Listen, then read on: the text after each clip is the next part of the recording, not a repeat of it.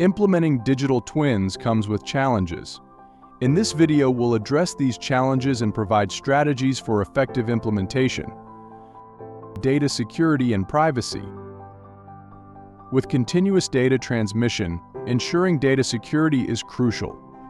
Implement robust encryption, access controls, and regular security audits to protect sensitive information. Integration with existing systems. Integrating digital twins with legacy systems can be complex. Use APIs and middleware to facilitate data exchange and ensure compatibility between systems. Cost and complexity. Developing digital twins can be expensive and technically demanding. Start with pilot projects to demonstrate value and scale gradually. Invest in skilled personnel and technology to manage complexity.